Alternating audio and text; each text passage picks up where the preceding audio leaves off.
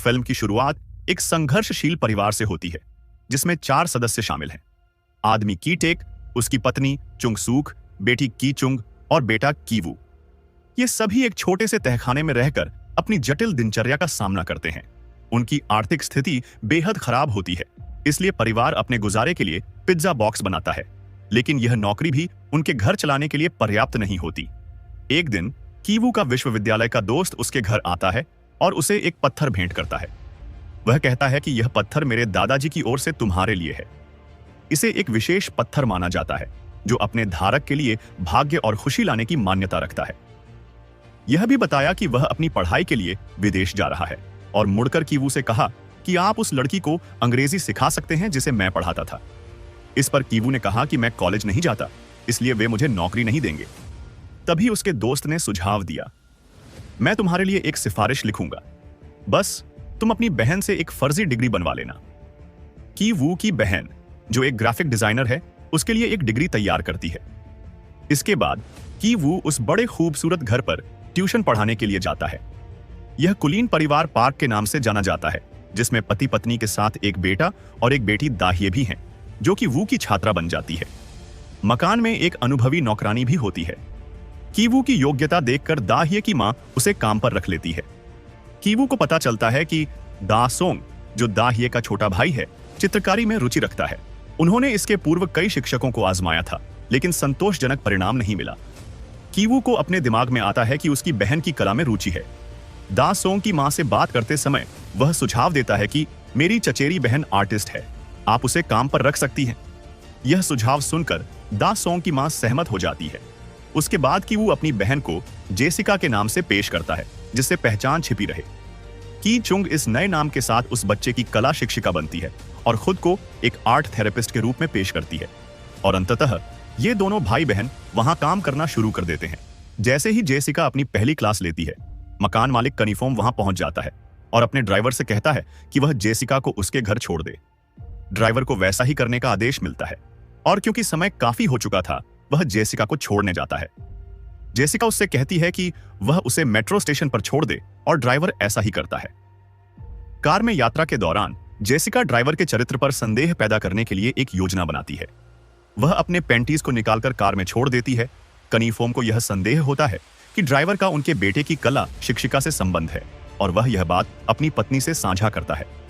इसके बाद उसकी पत्नी जेसिका से उस रात के बारे में पूछती है और जेसिका कहती है कि वह मेट्रो स्टेशन पर उतरी और फिर अपने घर पहुंची। वह इस बात को इस तरह से बताती है कि मकान मालकिन उस पर भरोसा करती है और ड्राइवर को ही गलत समझ लेती है। मकान मालिक को जवाबों से संतुष्टि होती है और वह ड्राइवर को नौकरी से निकाल देता है। जेसिका ड्राइवर की जगह अपने पिता को लाने की योजना बनाती है और सुझाव देती है कि उनके पिता के भाई भी एक बेहतरीन ड्राइवर है और उन्हें भी नौकरी मिल जाती है। अब पिता, भाई और बहन तीनों वहां काम करते हैं और वे अज्ञात व्यक्ति के रूप में रहते हैं ताकि कोई उन पर कोई संदेह न करे। कीवू और दाहिए कोचिंग क्लास में एक दूसरे को पसंद करने लगते हैं। कीवू और की चुंग अपनी मां के लिए भी वहां नौकरी चाहते हैं और इसके लिए उन्हें नौकरानी को हटाना होगा। वे एक योजना बनाते हैं और पीच फल के रोयों से एलर्जी कराकर नौकरानी को अस्पताल भिजवाते हैं। कीवू के पिता वहां जाकर सेल्फी लेते हैं और मालकिन को बताते हैं कि नौकरानी टीबी से पीड़ित है। सेल्फी और कहानी के आधार पर मालिक की पत्नी नौकरानी पर संदेह करने लगती है और नौकरानी को निकाल दिया जाता है। ड्राइवर अपनी पत्नी को रसोइया के रूप में वहां पेश करता है और उसे भी नौकरी मिल जाती है। अब यह परिवार एक साथ नई पहचान में काम कर रहा है और उनकी स्थिति में सुधार हो गया है। वे शानदार भोजन का आनंद लेते हैं।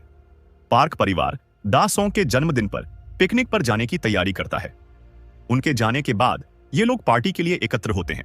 तभी घंटी बजती है। पूर्व नौकरानी दरवाजे पर है और कहती है कि वह उसका सामान लेने आई है।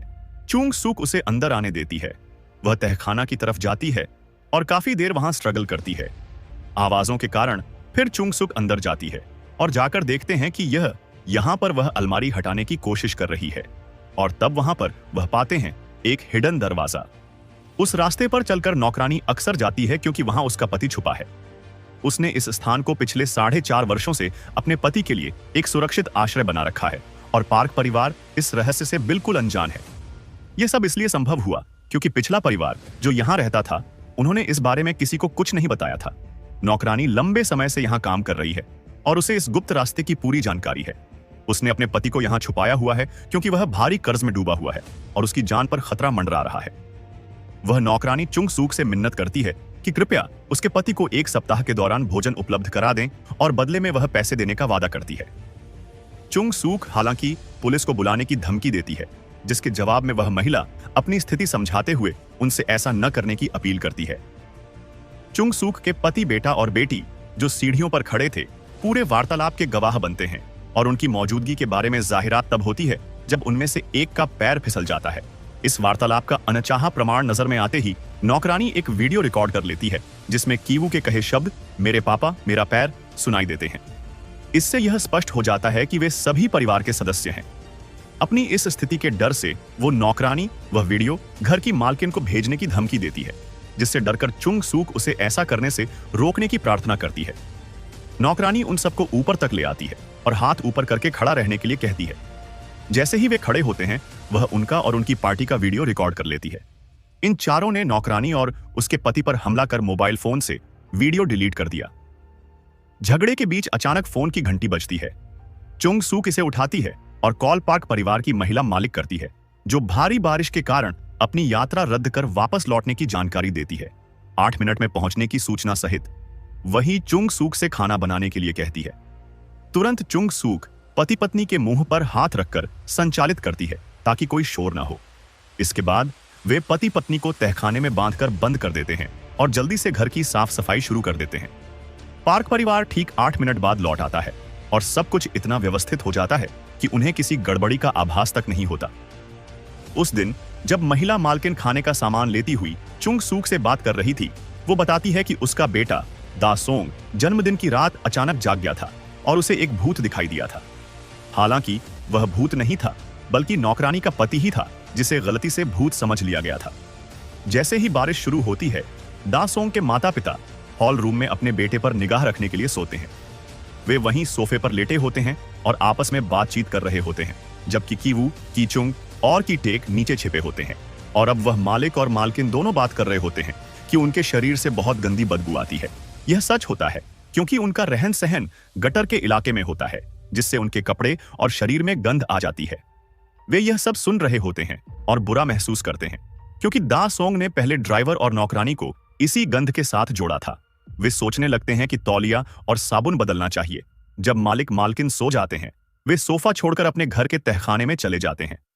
वहां पहुंचने पर वे देखते हैं कि भारी बारिश के कारण घर पानी से भरा है, क्योंकि खिड़की खुली थी और अब यह जगह रहने योग्य नहीं है। वे ऐसे स्थान पर जाकर रात बिताते हैं जहां अन्य लोग सो रहे हैं। कीचुंग को घर की मालकिन का फोन आता है, जो उसे बच्चे के बर्थडे पार्टी में उसे बुलाती है और अपनी बेटी के शिक्षक की वू को भी आमंत्रित करती है। बाजार जाती समय कार में बैठी मालकिन को ड्राइवर से गंध आती है और वह अपनी नाक पर हाथ रख लेती है, जिससे ड्राइवर खफा हो जाता है क्योंकि वह नहीं चाहता कि लोग उससे इस तरह से पेश आएं। महिला चाहती है प्रतिक्रिया देने से बचे, लेकिन बदबू के कारण उसे ऐसा करना पड़ता है। पार्टी समय जबकि वू और उसका छात्र दाह ये ऊपर होते हैं, वह पूछता है क्या वे उनमें से हैं। लड़की सिर हिलाकर हाँ करती है, लेकिन हकीकत में नहीं होते। कि वो जानता है कि अगर तहखाने के लोग बाहर आए तो उनका रहस्य खुल जाएगा और वे नौकरी खो देंगे। इतना सोचकर वह अपने दोस्त से मिला पत्थर साथ ले आता है और नौकरानी के पति को मारने तहखाने जाता है। नौकरानी पहले ही मर चुकी होती है क्योंकि भागने की कोशिश के दौरान चोंग सुक उसे नीचे धक्का दे देती है। खैर, आगे नीचे जाते समय कीवू के हाथ से पत्थर छूट जाता है।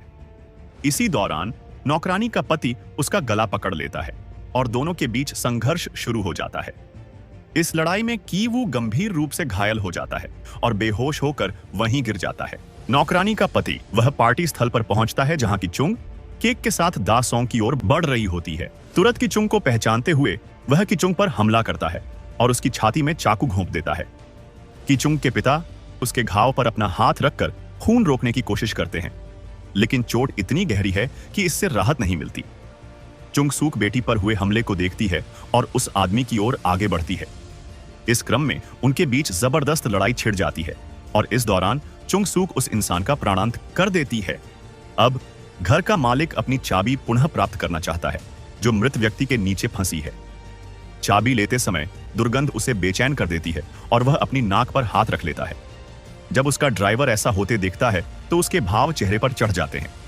गुस्से में कीट एक मालिक पर चाकू से हमला करता है, यह हमला इसलिए हुआ क्योंकि मालिक बेहोश अपने बेटे को अस्पताल ले जाना चाहता था, जबकि कीटेक की बेटी को भी तत्काल चिकित्सा की जरूरत थी। इस घटना के बाद ड्राइवर गायब हो जाता है। की चुंग अब जीवित नहीं बची, जबकि कीवू पुनः ठीक होकर मानसिक उत्पीड़न का सामना करता है। मां और बेटे पर धोखे और षड्यंत्र का आरोप लगाया जाता है, पर उन्हें हल्की चेतावनी देकर छोड़ दिया जाता है। पार्क परिवार बिना यह जाने कि उनका घर इतिहास में इस तरह उलझा हुआ है, उसे एक जर्मन परिवार को बेच देते हैं। ड्राइवर की टेक फिर भी तहखाने में छिपा रहता है। वह निमिष झिलमिलाती रोशनी से मोर्स कोड में आज भी संदेश भेजता रहता है, यह बताते हुए कि वह यहां जीवित है। मोर्स कोड को दो व्यक्तियों के बीच की गुप्त बातचीत के रूप में देखा जाता है। संदेश साधारण हेरफेर में छुपा होता है। वह अपने बेटे की ओर संकेत करता है, जो दूरबीन का उपयोग कर उन्हें देखता है। कीवू उन संकेतों को डिकोड कर समझ जाता है कि उसके पिता अब भी इसी तहखाने में जीवित हैं। वह अपने कृत्य पर अफसोस करता है और पूर्व मालिक की तस्वीर के सामने जाकर माफी मांगता है। कीवू प्रतिज्ञा करता है कि वह बहुत सा पैसा कमाएगा और घर खरीद लेगा ताकि उसके पिता तहखाने से बाहर आ सकें। वह परिश्रम करता है और अंततः वह घर खरीद लेता है और कीटेक बिना किसी भय के ऊपर आ जाता है। वह अपने परिवार से पुनः मिलता है, लेकिन यह सब उसकी इच्छाओं की कल्पना में ही घटित होता है। और यहां पर कहानी का समापन होता है। पैरासाइट 2019 में रिलीज हुई एक कोरियन फिल्म है, जिसे बोंग जून हो ने डायरेक्ट किया है। यह फिल्म अमीरी और गरीबी के बीच के अंतर को गहराई से दिखाती है। पैरासाइट सिर्फ एक थ्रिलर नहीं, बल्कि समाज की सच्चाई और वर्ग संघर्ष को दिखाने वाली गहरी सोच वाली फिल्म है। इसका निर्देशन, सिनेमैटोग्राफी और संदेश इसे एक मास्टरपीस बनाते हैं। अगर आपको यह मूवी एक्सप्लेनेशन पसंद आया तो फिल्मी ईल को सब्सक्राइब करें और ऐसी ही फिल्मों की दिलचस्प व्याख्या के लिए हमारे साथ जुड़े रहें।